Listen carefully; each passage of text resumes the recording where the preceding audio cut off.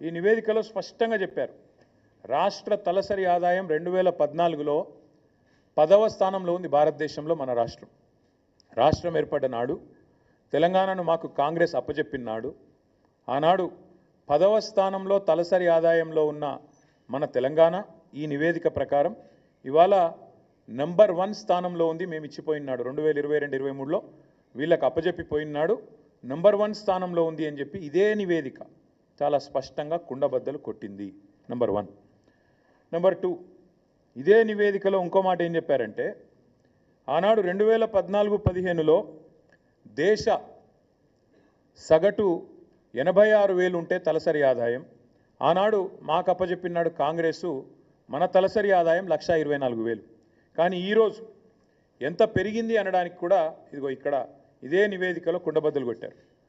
భారతదేశం మొత్తం సగటు తీసుకుంటే 84,000 నుంచి 1,86,000 నుంచి 1,84,000 పెరిగితే మనది దాదాపు 2 రెట్లు భారతదేశ సగటుతో పోలిస్తే 2 రెట్లు 3,56,000 ఉంది అని చెప్పి ఈ నివేదిక కుండబద్దలు కొట్టింది.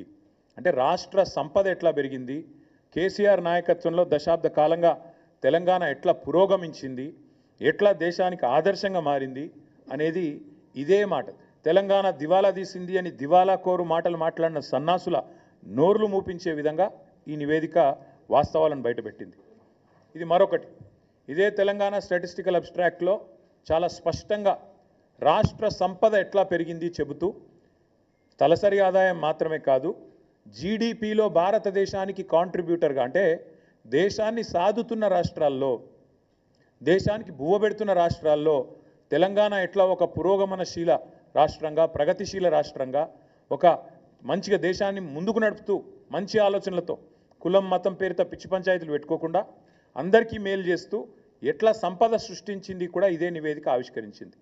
2013-14లో ఆనాడు భారతదేశంలో 4% జీడిపికి తెలంగాణ నుంచి దోహదపడుతుంటే ఇక్కడి రాష్ట్ర ఆర్థిక వ్యవస్థ కేసీఆర్ గారు పదవి విరమణ చేసే నాటికి అది పెరిగి 5.1% అయ్యింది అనే మాట కూడా ఇదే నివేదిక స్పష్టంగా చెప్పింది. అంటే జీడిపిలో భారతదేశంలో మొత్తం 100% ఉంటుంది. జీడిపి అంటే 100.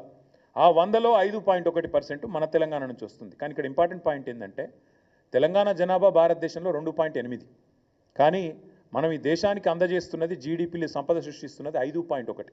అంటే మనకు కేంద్ర ప్రభుత్వం ఇస్తున్న దానికంటే మనం కేంద్రానికి ఇస్తున్నది దాదాపు డబల్ అనే మాట ఈ నివేదిక ద్వారా నేను మీకు గుర్తు చేస్తా ఉన్నాను.